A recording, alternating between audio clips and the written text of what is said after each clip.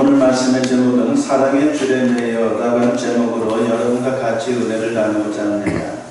성경에 보면 하나님의 사랑을 이따금 모성애나 부부의 사랑에 비유해서 설명하지만 주로 부성애로 설명합니다.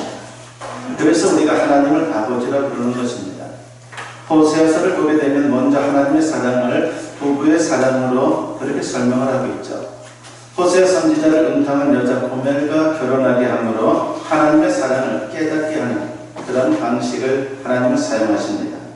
그런데 오늘 본문에 보면 하나님의 사랑을 부성애로 설명하고 있습니다. 인간이 가장 행복할 때가 언제입니까? 그건 다른 게 아니라 사랑 안에서 살아갈 때입니다. 부부 사이에, 부모 자식 사이에, 그리고 친구 사이에 사랑을 주고받을 때에 우리는 행복합니다. 그런데 인간의 사랑보다 하나님의 사랑 안에서 살아갈 때가 더 행복합니다. 아무쪼록 본문에 나타난 하나님의 사랑을 살펴보면서 그 뜻인 하나님의 사랑 안에 거함으로 가장 행복하고 아름다운 인생을 사는 우리 모두가 되었으면 합니다. 먼저 호세아서의 배경을 잠시 말씀드리면 이스라엘 남북 분단 시대에 북이스라엘 왕국을 배경으로 하고 있습니다. 연대는 BC 8세기경입니다.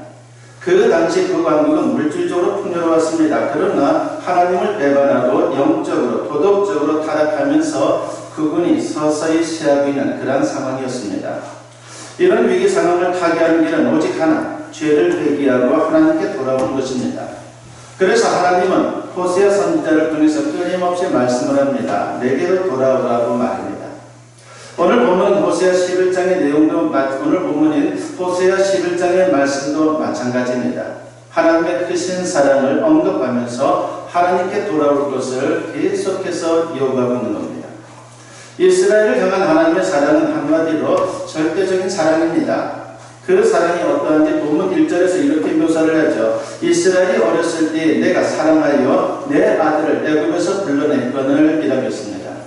어렸을 때라고 하는 것은 하나님께서 그들을 선택하고 처음 부르셨을 때를 가리키는 것이죠. 여기서 중요한 것은 이스라엘을 내 아들이라고 부르는 것입니다.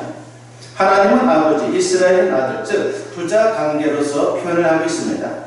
이스라엘을 선택하신 것은 그들이 특별히 잘나고 똑똑해서 능력이 있어서가 아닙니다. 비록 부족하고 연약하지만 하나님께서 일방적으로 무조건적으로 그들을 선택한 겁니다. 우리를 선택하신 것도 마찬가지죠. 똑똑하고 잘나서 인간 조건이 좋아서 우리를 선택한 게 아닙니다. 무조건적으로 우리를 사랑하여 주님께서 일방적으로 우리를 선택하신 겁니다. 로마서 5장 6절과 8절에서 사도 바울은 그 사랑을 이렇게 설명합니다. 우리가 아직 연약할 때 기약대로 그리스도께서 경건하지 않은 자를 위하여 죽으셨도다. 우리가 아직 죄인 되었을 때에 그리스도께서 우리를 위하여 죽으심으로 하나님께서 우리에 대한 자기의 사랑을 확증하셨느니라고 했습니다. 우리가 경건하지 않고 죄인이었을 때 예수님이 십자가의 대속의 제물로 희생하심으로 그 사랑을 보여주신 겁니다.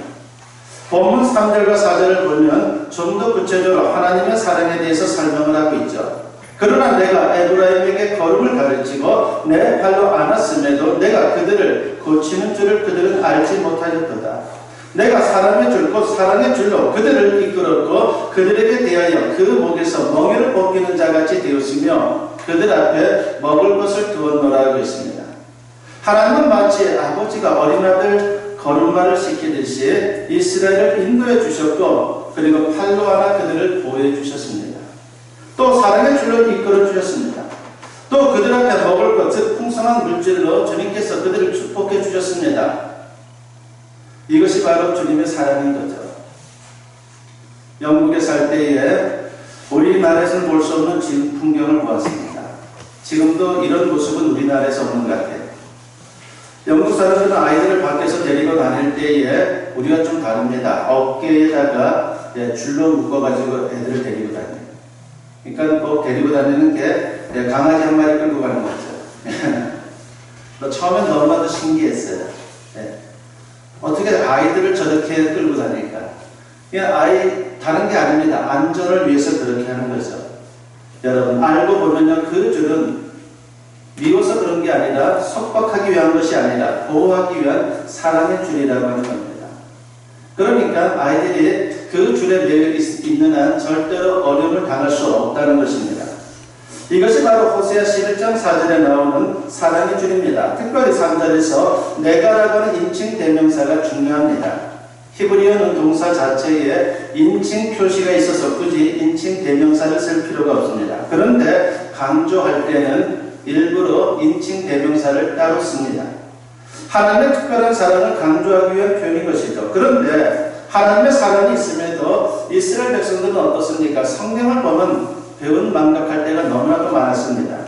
사랑의 주를 번거롭게 여기고 거부하는 겁니다. 본문 2절에 보면 선지자들이 그들을 부를수록 그들은 점점 멀리하고 바알들에게 제사하며 아루새긴 우상 앞에서 분향하였느니라고 했습니다.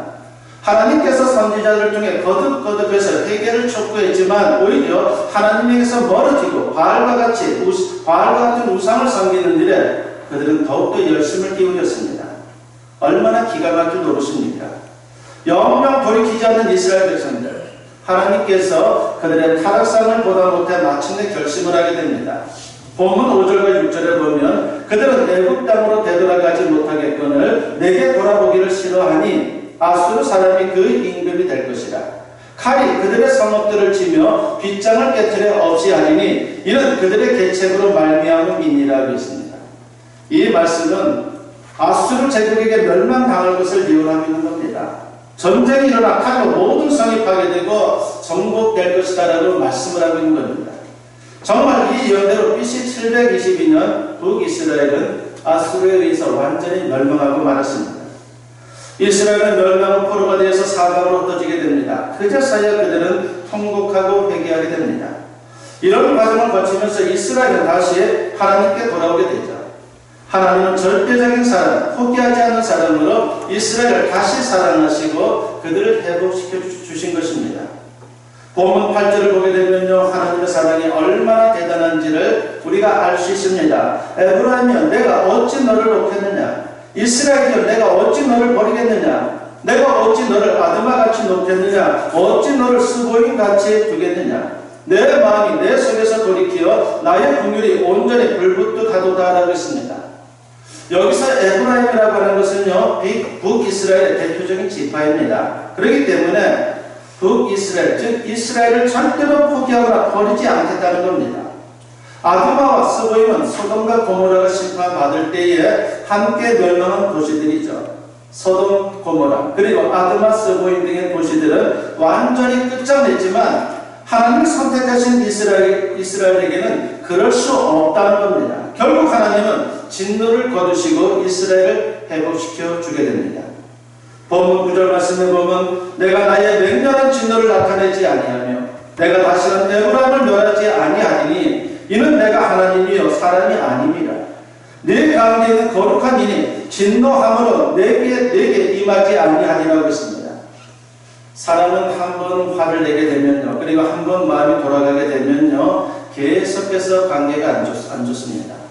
보복하는 경우도 있죠. 그러나 하나님은 진노를 거두시고 용서하시는 자비로운 분이다라고 하는 것을 우리에게 강조하고 있습니다. 그래서 나는 사람이 아니라 하나님이라고 분명히 말씀을 합니다. 이어서 10절과 11절에는 하나님께서 이스라엘을 다시 부르고 회복시키겠다는 예언의 말씀이 나옵니다. 10절과 11절 말씀을 보면 그들은 사자처럼 소리를 내시는 여호와를 피할 것이라. 여호와께서 소리를 내시면 자손들이 서쪽에서부터 떨며 오되 그들은 애굽에서부터 새같이 아수르에서부터 비둘기같이 떨며 오리니 내가 그들의 집에 머물게 하리라. 나 여호와의 말이니라고 했습니다. 당장은 이스라엘이 하나님을 배반하고 불순종함으로 징계를 당하지만 결국은 하나님께서 포로지에서 그들을 불러내신다는 겁니다. 사자처럼 큰 소리를 내며 부르겠다고 약속을 하고 있습니다. 그러면 그 소리를 듣고 이스라엘이 아수르에서 바벨론에서 곳곳에서 돌아온다는 것이죠. 떨며 온다는 것은 경외하는 마음으로 나온다는 뜻이고 새와 비둘기같이 온다는 것은 신속히 나오게 된다는 것입니다. 이 말씀은 1차적으로 바벨론 포로 기한으로 성취가 되었습니다.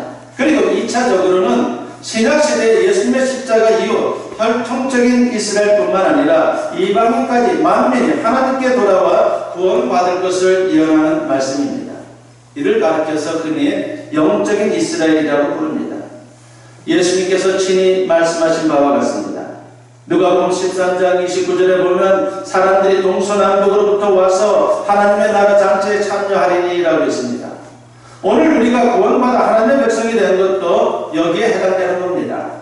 그러므로 우리를 향한 하나님의 사랑 역시 절대적인 사랑이요 끝없는 사랑입니다. 절대로 포기하지 않고 책임져 주시는 사랑인 겁니다.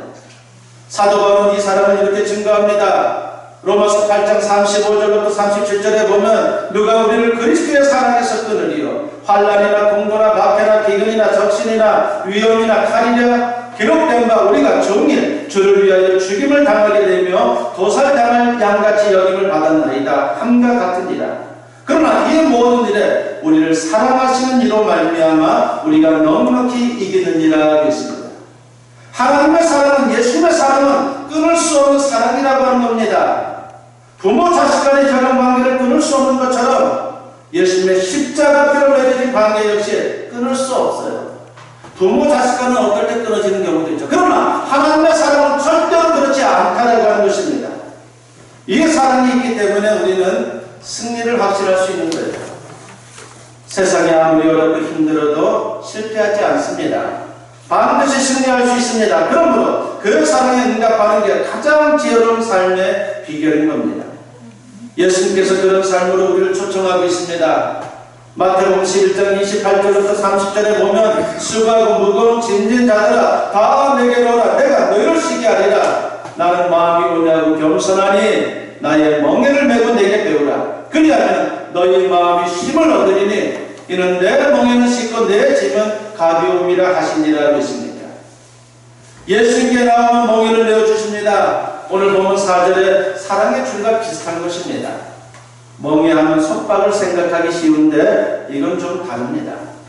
예수님 당시 이스라엘의 멍에는요 특이했습니다. 두 마리, 즉 어미와 새끼가 함께 머리를 넣을 수 있도록 만들어졌는데 어미가 이끌게 되면요 새끼가 보조를 맞추어 그냥 잘 따라갑니다. 그 멍에는 쉽다고 했는데 옷이 몸에 딱 맞는 것처럼 편하다는 뜻입니다.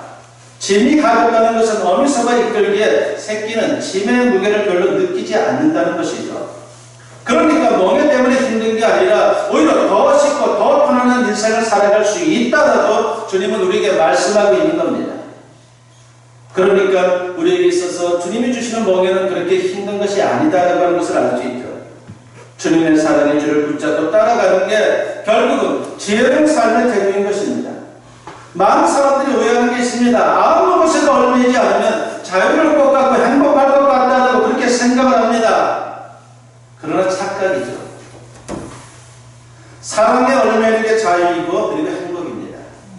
그러면 주님의 사랑의 줄을 붙잡는 것은 구체적으로 어떤 것입니까? 크게 두 가지입니다. 첫째는 말씀에 순종하는 삶입니다. 요한일서 5장 3절에 보면 하나님을 사랑하는 것은 이것이니 우리가 그의 계명들을 지키는 것이라 그의 계명들은 무거운 것이 아니로다라고 했습니다.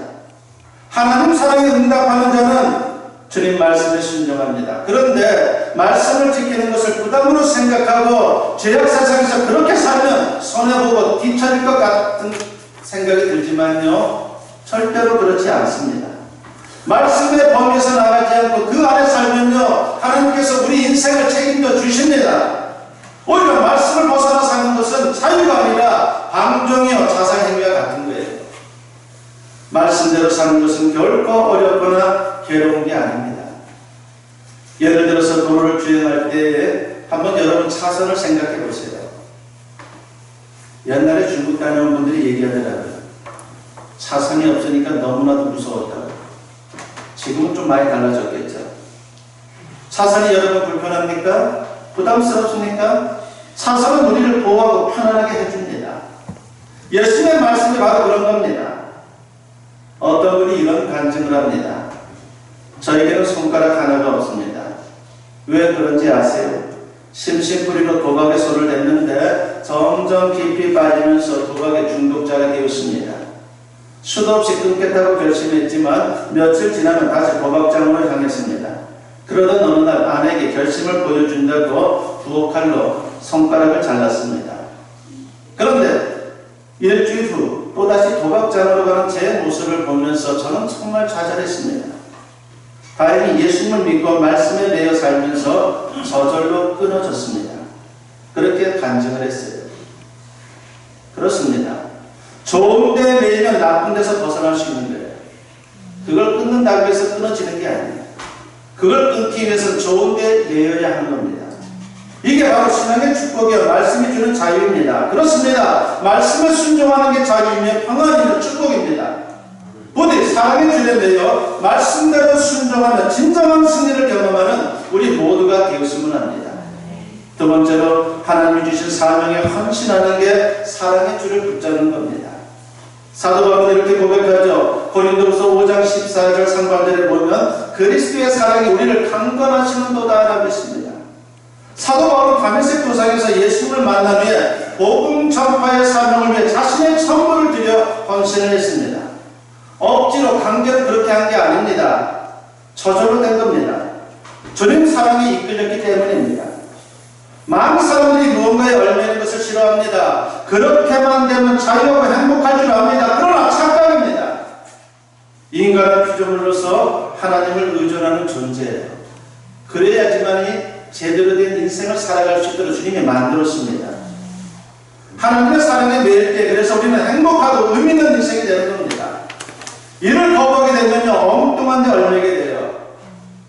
그냥 예수님께 얽매이지 않으면 그걸로 끝나도 그나마 다행인데 여기에 얽매이지 않으면 저기에 얽매이게 되는 겁니다. 그게 우리 인생입니다. 바로 이것이 우리에게 있어서 얼마나 비극적인지 모릅니다. 그러므로 우리는 하나님의 사랑에 그 매일 수 있는 그런 인생을 언제나 결단해야 합니다. 그리고 그 사랑의 줄에 묶여서 진정 주님 안에서 아름다운 헌신을 하는 그런 인생을 살아가야 되는 것이죠. 그러므로 하나님의 사랑에 매일 때 행복하고 의미 있는 인생이 되는 겁니다. 이를 거부하면 우리의 인생은 비극적으로 끝날 수밖에 없습니다. 구약의 이스라엘을 보십시오. 그들이 하나님의 사랑을 거부했을 때 그들이 그걸로 끝난 게 아니죠. 어이없게도 우상에게 매이게 됩니다. 그리고 세속적인 욕망에 또 집착하다가 결국은 멸망의 길로 가고 말았습니다. 그러다가 회개하고 다시 하나님의 사랑의 줄을 붙잡았을 때에 비로소 소망이 생겼습니다. 우리도 마찬가지입니다. 하나님 사랑의 줄을 붙잡아야 합니다. 하나님 사랑에 스스로 매기를 바랍니다. 그러면 참 자유와 행복을 누리게 될 것입니다. 아무쪼록 남은 생에 항상 하나님 사랑의 줄에 매여서 복되고 아름다운 인생을 사는 저와 여러분 모두 될 수 있기를 주님의 이름으로 간절히 축원합니다.